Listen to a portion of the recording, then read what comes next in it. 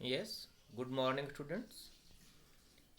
Myself, Dr. Deepak Verma, and today I am going to teach you the topic arrays into the C programming. Array is an important concept of C programming. Till now, if we want to store the elements into the memory, then we declare variables. A single variable can store only one piece of data. Similarly, if we declare a lot of variables, then we can store a number of elements into the memory. But suppose we want to store the name of 100 elements into the memory, or the name of books of 100 elements, or 100 books, then we have to declare 100 different variables with different names, and we have to remember that what is the name of these 100 variables and what data are stored into these variables. To resolve this problem, the concept of array was introduced. Suppose हमें huge amount का homogeneous data save करना है एक साथ, किसी company में employees की salary, employees का नाम, तो उसके लिए हमें डिफरेंट डिफरेंट बहुत से वेरिएबल ना लेके एक सिंगल वेरिएबल का यूज़ करके और उसमें ह्यूज अमाउंट का डेटा स्टोर करने की फैसिलिटी हमें एरे प्रोवाइड करती है। कुछ लिमिटेशंस भी हैं एरे की, जैसे कि एरे में हम होमोजीनियस डेटा ही स्टोर कर सकते हैं। It means the data of the same type, different kind of data store नहीं कर सकते, उसके लिए हमें स्ट्रक्चर का यूज़ करना पड़ता है। तो अभी एरे को कह सकते हैं कि array is a collection of similar type of elements. तो ये तो है एरे की रिक्वायरमेंट कि एरे की नीड की ज़रूरत क्या है, क्यों एरे को इन्वेंट किया गया into the C programming. To store the huge amount of data we need a single variable to store this huge amount of data. एक ही वेरिएबल से, एक ही वेरिएबल नेम से हम a lot of data store कर सकते हैं under single name with different subscript value. जितने भी एलिमेंट्स होंगे एरे में सभी का नाम सेम होगा, बट सबकी सब्सक्रिप्ट वैल्यू अलग अलग होगी, उसको इंडेक्स नंबर भी बोलते हैं। वो सब्सक्रिप्ट वैल्यू सभी के लिए अलग अलग होगी। उसी सब्सक्रिप्ट वैल्यू के बिहाफ पे एक सिंगल वेरिएबल नेम से या सिंगल एरे नेम से हम डिफरेंट डिफरेंट एलिमेंट्स को एक्सेस करेंगे with the help of subscript value. तो देखते हैं इसके कॉन्सेप्ट्स को आगे वन बाय वन, कैसे एरे डिक्लेयर की जाती है, एरे में असाइनमेंट कैसे होता है, डेटा कैसे फिल करते हैं, एरे को प्रोसेस कैसे करते हैं, और एरे के डेटा को स्क्रीन पर प्रिंट कैसे कराते हैं, डिस्प्ले कैसे कराते हैं। सो डेफिनेशन क्या होगी एरे की, कि N array is a fixed size sequential collection of elements of same data type that share a common name. जैसे कि मैंने बताया कि एक ही वेरिएबल डिक्लेयर करेंगे एरे टाइप का, और उसी वेरिएबल नेम से हम सारे एलिमेंट्स को एक्सेस करेंगे with the help of subscript value. तो it is a group of data types. An array is derived data type. Derived data type वो होते हैं जिनको हम प्री डिफाइंड डेटा टाइप्स की हेल्प से बनाते हैं, खुद बनाते हैं, या फिर ड्राइव करते हैं, या फिर क्रिएट करते हैं। जैसे कि स्ट्रक्चर डिराइव्ड डेटा टाइप है, एरे डिराइव्ड डेटा टाइप है। An array is used to represent a list of numbers or a list of names. Group of elements को हम एक साथ सेव कर सकते हैं, बस कंडीशन है कि डेटा होमोजेनियस होना चाहिए, group of elements same type के होने चाहिए। अगर एरे इंटीजर है तो सारे एलिमेंट्स इंटीजर होंगे, और अगर एरे फ्लोट है तो सारे एलिमेंट फ्लोट होंगे। तो अ कलेक्शन ऑफ एलिमेंट्स को हम एरे बोलते हैं। एक एरे का एक ही नाम होता है, but elements, number of elements कितने भी हो सकते हैं, वो डिपेंड करता है कि हमने साइज एरे का क्या ले रखा है। This is the definition of the array. Example, जैसे कि हमें लिस्ट ऑफ एलिमेंट्स स्टोर करना है किसी भी ऑर्गेनाइजेशन में। Test score of a class of students, list of customers and their phone numbers. तो ये सारी वैल्यूज़ जो है ह्यूज अमाउंट में होंगी, और इसके लिए हमें बहुत ज़्यादा वेरिएबल्स की ज़रूरत पड़ेगी। For example, to represent 100 students in college can be written as student 100। तो इन सब को इम्प्लीमेंट करने के लिए या इन पे बेस्ड प्रोग्राम्स बनाने के लिए हमें एरे की हेल्प लेनी पड़ेगी। These are the examples where the array is required for operation. Types of array. Array basically 3 types की होती है, 1 dimensional array, 2 dimensional array and multi dimensional array. Dimension से यहाँ पर मीनिंग है सब्सक्रिप्ट्स कितने हैं। अगर एरे में एक सिंगल सब्सक्रिप्ट है, सिंगल सब्सक्रिप्ट वैल्यू है, then it will be known as 1 dimensional array. and if the subscript value are 2 then it will be known as two dimensional अरे, और अगर सबस्क्रिप्ट की वैल्यू 2 से ज़्यादा है then it is known as multi dimensional array. तो 1D 2D और multi dimensional array, 3 type की एरे होती है। वन डायमेंशनल एरे क्या है? A variable which represents the list of items using only one subscript is called one dimensional array। अगर variable में आगे सबस्क्रिप्ट एक ही है, केवल वन सबस्क्रिप्ट यूज किया गया है, then it is known as one dimensional array. जैसे कि फॉर एग्जांपल इंट नंबर 5, ये देखिए एग्जांपल लिया गया है, तो यहाँ पर एरे का नाम है नंबर, इसका साइज है 5, सब्सक्रिप्ट वैल्यू सिर्फ एक ही है इसलिए वन डायमेंशनल एरे है, और इसका टाइप है int. It means it can contain 5 elements of integer type, और सब्सक्रिप्ट वैल्यू हमेशा 0 से स्टार्ट होती है, it always begins from 0 and up to the size -1। तो यहाँ पर एरे का साइज 5 है, तो सब्सक्रिप्ट वैल्यू 0 1 2 3 और 4 होगी। 5 एलिमेंट स्टोर किए जाएंगे, first element at the subscript value 0 and last element at the subscript value size -1। ये 5 साइज की जो एरे ली गई है इंट नंबर 5, इसमें अगर हमें असाइनमेंट करना है, वैल्यूज को स्टोर करना है, तो हमें एक इंडेक्स पे एक ही वैल्यू स्टोर करनी होती है। नंबर 0, 5 एलिमेंट कैसे स्टोर होंगे? पहला नंबर 0 पे, दूसरा नंबर 1 पे, तीसरा नंबर 2, नंबर 3 और नंबर 4। ये असाइनमेंट हम दो तरीके से कर सकते हैं। एक तो इस एरे को फिल कर सकते हैं, असाइन कर सकते हैं लूप लगाकर और यूजर से इनपुट लेकर। दूसरा कि हम इंडिविजुअल एरे एलिमेंट में अलग अलग इंडिविजुअली सेपरेट कोड लिखकर और असाइनमेंट कर दे, जैसे कि यहाँ पर किया गया है। num 0 is equal to 35, num 1 is equal to 40, num 2 20, num 3 57 और num 4 19। इस तरीके से डिफरेंट स्टेटमेंट्स के थ्रू भी एरे का असाइनमेंट हो सकता है। Now the declaration of one dimensional array. तो वन डायमेंशनल एरे को डिक्लेयर करने का सिंटैक्स होता है data type space array name space big bracket में साइज लिखते हैं। Here the type specifies the type of elements, ये हो सकता है int, float, char, etc. and the size indicates the maximum number of elements, कितने elements इस array में स्टोर हो सकते हैं वो size identify करता है, size indicate करता है। and array name नाम रखने के जो रूल्स हैं वो वही होंगे जो आइडेंटिफायर्स के लिए रूल्स थे, सेम कि फर्स्ट लेटर हमेशा अल्फ़ाबेट होगा या फिर अंडरस्कोर होगा, एंड नंबर हो सकता है बट वो बीच में आएगा या लास्ट में आ सकता है। वही सारे रूल्स फॉलो होंगे जो आइडेंटिफायर के लिए थे। इस तरीके से वेरिएबल डिक्लेयर कर सकते हैं या फिर एरे डिक्लेयर कर सकते हैं using this syntax. For example जैसे यहाँ पे एरे डिक्लेयर की गई है int group 10, integer data type है, इसका मतलब है कि 10 एलिमेंट जो होंगे वो इंटीजर टाइप के होंगे। एरे का नाम है ग्रुप और साइज जो है वो 10 है। It means subscript value from 0 to 9 very करेगी और 10 एलिमेंट्स उसमें स्टोर हो सकते हैं। तो इस तरीके से एरे का डिक्लेरेशन कर सकते हैं। इंट, जैसे यहाँ पे एक दूसरी एरे डिक्लेयर की गई है int marks 50, integer data type है, मार्क्स नेम ऑफ वेरिएबल है, एरे का नाम है और 50 शो कर रहा है कि कितने एलिमेंट्स इसमें स्टोर हो सकते हैं।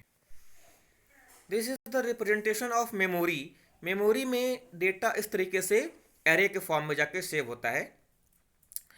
एरे नेम, ये एलिमेंट्स हैं, एरे नेम ए है सपोज और लेंथ n है, तो पहला एलिमेंट A0 पे सेव होगा, दूसरा A1 पे, तीसरा A2 पे और लास्ट AN-1 पे, यानी कि साइज -1 पे। इस तरीके से मेमोरी में एरे के लिए स्पेस रिजर्व होता है और साइज पे डिपेंड करता है कि कितना स्पेस एलोकेट किया जाएगा एरे को, data type into number of elements के बिहाफ पे।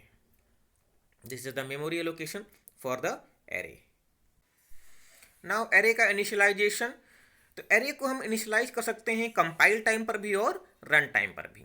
रन टाइम पे इनिशियलाइजेशन का मतलब है कि हमें इनपुट लेना है यूजर से using scanf statement, and compile time initialisation means we have to initialise the array during compilation. It means we have to assign the values through code into our program. Like int num4 equal to 1 2 4 5, 4 value provide कर दी गई हैं और ये num नाम की array में store हो जाएंगी। पहली वैल्यू num 0 पे, फिर num 1, num 2 और num 3 पे। सिमिलरली दूसरे स्टेटमेंट में इंट n 1 3 8 4, यहाँ पर साइज को ब्लैंक रखा गया है तो ऑटोमेटिकली 4 साइज की एरे डिक्लेयर हो जाएगी क्योंकि नंबर ऑफ एलिमेंट्स 4 हैं। तो अगर यहाँ पर साइज ब्लैंक रखा गया है तो फिर नंबर ऑफ एलिमेंट्स पर डिपेंड करता है कि एरे का साइज क्या होगा। सेकंड स्टेटमेंट में फ्लोट नम 12.5 और -9.2, तो यहाँ पे 2 साइज की अरे डिक्लेयर हो जाएगी ऑटोमेटिकली। ओके, तो this is the compile time initialisation of an array. Next देखिए, कंपाइल टाइम इनिशियलाइजेशन के दो तरीके होते हैं। पहला, तो जो नंबर्स हैं या वैल्यूज जो प्रोवाइड करनी है वो हम करली ब्रैकेट में कॉमा लगा लगा के सेपरेटर लगा के और प्रोवाइड कर दे, जैसे कि int number is equal to 1 2 3 4। दूसरा तरीका है कि अगर हमें करेक्टर वैल्यूज प्रोवाइड करनी है तो उसको सिंगल कोट्स में देना है और लास्ट में नल वैल्यू प्रोवाइड करना है। This is in case of character array. Character array में विशेष ध्यान देना है कि अगर आपकी वैल्यूज कैरेक्टर टाइप की हैं तो आपको करली ब्रैकेट में सिंगल कोट लगा लगा के कॉमा लगा के डिफरेंट डिफरेंट वैल्यूज देनी है और लास्ट में नल कैरेक्टर ऐड करना है। या एक और तरीका भी होता है कैरेक्टर एरे को इनिशियलाइज करने का कि आप स्ट्रिंग के फॉर्म में इनिशियलाइज कर दीजिए, डबल कोट्स में वैल्यू प्रोवाइड कर दीजिए, जैसे कि यहाँ थर्ड एग्जांपल में लिखा है char name is equal to John. तो इसमें आपको अलग से नल कैरेक्टर देने की जरूरत नहीं है, ऑटोमेटिकली एरे के एंड में अपने आप ही नल कैरेक्टर कंपाइलर ऐड कर देगा अगर आप स्ट्रिंग फॉर्म में देते हैं। तो सेकंड मेथड इज ज़्यादा इजी है, इसकी हेल्प से आप आसानी से इनिशियलाइज कर सकते हैं एरे को। फर्स्ट से भी कर सकते हैं, मगर अगर स्ट्रिंग छोटी है तो आप उसको डिफरेंट डिफरेंट सिंगल कोड लगा के सेपरेटर लगा के और प्रोवाइड कर सकते हैं, लास्ट में नल कैरेक्टर लगाना पड़ेगा।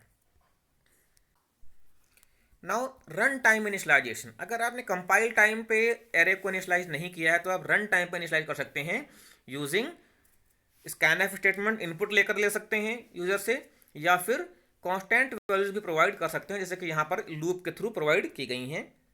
100 एलिमेंट्स की एरे को इनिशियलाइज किया गया है लूप लगा के, if I is equal to for I equal to 1 I less than 100 time से लूप चलेगा। अगर आई की वैल्यू 50 है तो फिर सम आई जो एरे है उसमें क्या इनिशियलाइज हो जाएगा 0.0, और अगर आई की वैल्यू 50 से ज़्यादा है तो फिर 1.0 इनिशियलाइज हो जाएगा। तो इस तरीके से हम रन टाइम पर भी एरे को इनिशियलाइज कर सकते हैं। इस एग्जांपल में 50 एलिमेंट्स में 0 असाइन हो जाएगा और 50 एलिमेंट्स में 1 असाइन हो जाएगा। अगर हम चाहते तो हम यूजर से भी इनपुट लेके स्कैनएफ के थ्रू और वो भी असाइन कर सकते थे एरे में। So this is called the run time initialisation of an array. Now two dimensional arrays, like one dimensional array, if the subscripts are more than 1 it means 2, then it is known as two dimensional array। To dimensional array को matrix के form में represent करते हैं, रो और columns के form में। जो दो सबस्क्रिप्ट होते हैं इसमें से फर्स्ट सबस्क्रिप्ट रिप्रेजेंट करता है number of rose and second subscript represents number of columns. A variable which represents at the list of elements using two index or two subscript is called two dimensional array। जैसे कि example में यहाँ पर int table 2 3, तो table array का नाम है, integer data type है, एंड 2 3 इट मीन्स 6 एलिमेंट्स इसमें स्टोर हो सकते हैं। नंबर ऑफ रोज 2 होंगी और नंबर ऑफ कॉलम्स 3 होंगे, टोटल 6 एलिमेंट्स की मैट्रिक्स बन जाएगी। तो this is the two dimensional array, two dimensional representation of an array. The declaration of to dimensional array, one dimensional की तरह ही टू डायमेंशनल एरे को भी डिक्लेयर करेंगे। Type data type, array name और टू सबस्क्रिप्ट, पहला subscript for the row और second subscript for the column size, number of rows और number of columns. The size should be either numeric constant और a symbolic constant. तो ये one dimension की तरह ही to dimensional array भी declare की जाती है। नाउ टू डायमेंशनल एरे का इनिशियलाइजेशन, टू डायमेंशनल एरे को इनिशियलाइज भी सिमिलर तरीके से करते जैसे कि वन डायमेंशनल एरे को करते थे। जैसे कि for example int table 2 3, number of रोज 2 हैं, कॉलम्स 3 हैं, इनिशियलाइज कर दिया गया है 000 111 से। तो जो पहली 3 वैल्यूज हैं वो फर्स्ट रो के लिए हैं एंड सेकंड 3 वैल्यूज जो है वो सेकंड रो के लिए हैं। हम इस तरीके से भी इनिशियलाइज कर सकते हैं, जैसे कि दूसरे एग्जांपल में लिखा हुआ इंट टेबल 2 3, करली ब्रैकेट में फर्स्ट करली ब्रैकेट में फर्स्ट रो के एलिमेंट्स, कॉमा सेकंड करली ब्रैकेट में सेकंड रो के एलिमेंट्स। तो एरे को हम कंपाइल टाइम पे इस तरीके से इनिशियलाइज करते हैं, और अगर रन टाइम पे इनिशियलाइज करना है तो नेस्टेड लूपिंग का यूज करके 2 लूप्स लगा के और स्कैनएफ स्टेटमेंट के जरिए इनपुट लेकर यूजर से और उसको इनिशियलाइज कर सकते हैं to the array elements.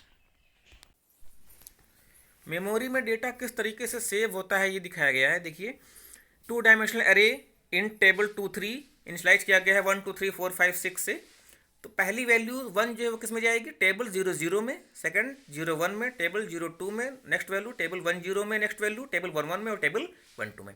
Index यहाँ भी सब्सक्रिप्ट वैल्यू यहाँ पर भी 0 से स्टार्ट होगी और up to number of rows -1 and number of column -1 तक वैरी करेगी। ठीक है, this is the two dimensional array initialisation. Now in case of multi dimensional array subscripts more than 2 होते हैं, 2 से ज़्यादा सबस्क्रिप्ट अगर हैं तो उसको मल्टी डायमेंशनल एरे कहते हैं। डिक्लेरेशन का सिंटेक्स वही रहेगा, data type, array name and subscript values more than 2। For example जैसे कि सर्वे नाम की एक ये एरे है और इसमें सबस्क्रिप्ट्स 3 दे रखे हैं, 3, 5 और 6। तो this is a multi dimensional array और 3 डायमेंशनल एरे भी कह सकते हैं। तो इस तरीके से सबस्क्रिप्ट वैल्यू अगर 1 है तो 1 डायमेंशनल एरे होगी, अगर सबस्क्रिप्ट वैल्यू 2 है तो 2 डायमेंशनल एरे, और अगर सबस्क्रिप्ट वैल्यू मोर देन 2 है then it is a multi dimensional array. Now एक प्रोग्राम के थ्रू एरे को इम्प्लीमेंट करके दिखाते हैं आपको। This is a simple program of finding the average of 10 elements of an 1 dimensional array. तो इसके थ्रू देखते हैं कि 1 डायमेंशनल एरे को कैसे प्रोसेस करते हैं, कैसे इनिशियलाइज करते हैं और कैसे इम्प्लीमेंट करते हैं। एक वेरिएबल डिक्लेयर किया गया है, इनफैक्ट 2 वेरिएबल एवीजी एवरेज के लिए और sum is equal to 0। Third variable loop चलाने के लिए लिया गया है इंट आई। एक एरे ली गई है इंट मार्क्स 10 साइज की। फर्स्ट लूप लगा हुआ है किस लिए? डेटा एरे में इनिशियलाइज करने के लिए, डेटा एरे में स्टोर करने के लिए। For I is equal to 0, I less than equal to 9, क्योंकि इंडेक्स नंबर 0 से स्टार्ट होता है और साइज -1 तक जाता है तो 0 से 9 तक चलेगा। प्रिंट एंटर द मार्क्स, हर बार ये मैसेज प्रिंट होगा और आप एक नंबर कीबोर्ड से प्रेस करेंगे, वो नंबर स्कैन होगा और कहाँ पहुँच जाएगा? मार्क्स आई में। मार्क्स एरे का नाम है और आई इसका इंडेक्स नंबर है, इसलिए फर्स्ट एलिमेंट जाएगा मार्क्स 0 में, नेक्स्ट मार्क्स 1, फिर मार्क्स 2 और लास्ट मार्क्स 9 में। इस तरीके से पूरी एरे इनिशियलाइज हो जाएगी। तो ये आपका एरे का इनिशियलाइजेशन है through the first for loop. Then second for loop लगा हुआ है for I is equal to 0, I less than 9। यहाँ पर एरे की प्रोसेसिंग होगी। प्रोसेसिंग कैसे होगी? Sum is equal to sum plus marks I. Every time marks I it means array elements add होंगे सम में। सम में पहली बार 0 ले रखा है क्योंकि 0 एडिशन की आइडेंटिटी होती है, जिससे कि जब भी ऐड करें तो उसमें गार्बेज वैल्यू स्टोर ना हो सम में। तो एवरी टाइम सम में marks I it means array elements की वैल्यू ऐड हो जाएगी और वो सम में ओवरराइट होती रहेगी every time. Finally AVG is equal to sum upon 10। देखिए फॉर लूप में करली ब्रैकेट नहीं लगा हुआ, इट मीन्स फॉर लूप में एक ही स्टेटमेंट केवल है, कौन सा? Sum is equal to sum plus marks i. जो AVG is equal to sum upon 10 लिखा हुआ है ये फॉर लूप के बाहर है। जब पूरा फॉर लूप कंप्लीट हो जाएगा तब ये स्टेटमेंट एग्जीक्यूट होगा और एवरेज निकल कर आ जाएगा एवीजी नाम के वेरिएबल में। AVG is equal to sum upon 10, उसको प्रिंट करा लिया गया है, average is equal to AVG. Okay, इस प्रोग्राम को डेमोन्स्ट्रेट करते हैं। देखिए कैसे क्या किया गया है इसमें। सबसे पहले एरे का इनिशियलाइजेशन किया गया है। तो इनिशियलाइजेशन में क्या होगा कि जो एलिमेंट्स 10 एलिमेंट्स जो आपने दिए होंगे यूजर के थ्रू स्कैनफ स्टेटमेंट के जरिए, वो यहाँ पे 0, 1, 2, 3, 4 और 6, 7, 8, 9 सारे इंडेक्स में स्टोर हो जाएंगे। इस तरीके से एरे में सारा इनिशियलाइजेशन हो जाएगा। इसके बाद कैसे इनिशियलाइजेशन होगा? जब आई की वैल्यू 1 होगी तो पहला एलिमेंट आपने जो दिया, सपोज आपने 82 नंबर दिया था, तो वो कहाँ जाएगा? मार्क्स 0 पे जाएगा। सिमिलरली जब आई की वैल्यू 1 होगी, सपोज आपने नंबर दिया है 95, तो वो कहाँ स्टोर होगा? मार्क्स 1 पे। इस तरीके से सारे एलिमेंट्स नंबर इसमें स्टोर हो जाएंगे, किसमें? एरे में।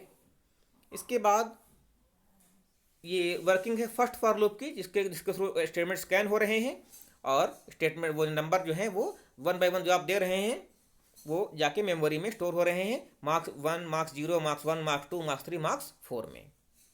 आफ्टर दैट ये तो एरे का डिक्लेरेशन था, सिंपली 10 एलिमेंट्स की एरे डिक्लेयर हो गई है। इसके बाद जो है एवरी टाइम जब सेकंड लूप चल रहा है, वो सेकंड लूप क्या कर रहा है? हर बार sum is equal to sum plus marks i कर रहा है। Every time data is accessed from the array and it is added into the variable sum and again overwrite to the sum, again sum में इसको overwrite कर दे रहे हैं। तो इस तरीके से sum is equal to sum plus marks I every time element जो है वो एरे के ऐड हो रहे हैं। तो देखिए क्या होगा, जब पहली बार आई की वैल्यू 0 है तो सम में क्या है? समय 0 पहली बार, और मार्क्स आई में क्या है? 82, तो 0 प्लस 82 हो जाएगा नई वैल्यू किसकी? सम की। उसी तरीके से जब आई की वैल्यू 1 होगी तब सम में क्या है? 82 और मार्क्स आई की वैल्यू क्या है? 95, तो ये 95 ऐड हो जाएगा किसमें? 82 में, और 177 नई वैल्यू किसकी हो जाएगी? सम की। Similarly when i is equal to 2 तब सम की वैल्यू क्या है? 127 और मार्क्स 2 की वैल्यू क्या है? 85, दोनों ऐड होंगी, 262 आ जाएगा। इस तरीके से लूप पूरा लूप एग्जीक्यूट हो जाएगा from 0 to 9। Then updated value होगी सम की, वो क्या होगी? Sum of all elements of the array. इसको डिवाइड कर देंगे जब 10 से तो आ जाएगा average, that will be the average. ये सम इज इक्वल टू 746 आ गया और उसके बाद उसको डिवाइड कर दिया by 10, it is the AVG की वैल्यू क्या हो जाएगी 74.6। तो this is the explanation of the program और implementation of the array program. इस तरीके से एरे का कोई भी प्रोग्राम अब आप बना सकते हैं। कुछ इंपॉर्टेंट पॉइंट्स एरे के बारे में हैं। पहले तो एरे क्या है, कलेक्शन ऑफ, रिवाइज कर लेते हैं। Array is a collection of elements. The first element in the array is always initialised with, जो फर्स्ट सब्स्टिट्यूट वैल्यू होगी वो हमेशा जीरो होगी, और अगर आपने एरे को इनिशियलाइज नहीं किया तो बाय डिफॉल्ट में सारी values zero, garbage values fill हो जाएंगी। लास्ट एलिमेंट की वैल्यू क्या होगी, साइज -1 होगी, सब्स्क्रिप्ट वैल्यू की value. An array is also known as subscripted variables, इसको सब्सक्रिप्टेड वेरिएबल भी कहते हैं। Before using an array its type and dimension must be declare, array को यूज करने से पहले इसका टाइप और डायमेंशन डिक्लेयर करना पड़ता है। And before using an array its, however big an array its elements are always stored in contiguous memory location, और एरे के जो एलिमेंट होते हैं वो कॉन्टिजियस मतलब लगातार कॉन्टिजियस मेमोरी लोकेशन में सेव होते हैं। So this was the important concept of array. Hope आपको वीडियो पसंद आया होगा और एरे के कॉन्सेप्ट क्लियर हो गए होंगे। अब आप एरे के प्रोग्राम्स इसके थ्रू बना सकते हैं। इंप्लीमेंट करने के लिए एरे को हमेशा ही फॉर लूप का इस्तेमाल किया जाता है, एरे को इनिशियलाइज करने के लिए, एरे को प्रोसेस करने के लिए। और अगर 2 डायमेंशनल एरे है तो नेस्टेड लूपिंग का यूज़ किया जाता है। नेस्टेड लूपिंग के जरिए फर्स्ट जो लूप होता है आउटर लूप, वो एरे के रोज को हैंडल करता है, और इनर लूप एरे की कॉलम को हैंडल करता है। इस तरीके से जो है एरे 1 डायमेंशन और 2 डायमेंशन दोनों को फॉर लूप की हेल्प से इनिशियलाइज करते हैं और प्रोसेस करते हैं। एरे सी प्रोग्रामिंग का बहुत ही इंपॉर्टेंट कॉन्सेप्ट है। डेटा स्टोरेज के केस में एरे का बहुत ज़्यादा यूज़ किया जाता है। So thank you very much, मिलते हैं नेक्स्ट वीडियो में। थैंक्स फॉर वॉचिंग, होप आपको पसंद आया होगा वीडियो।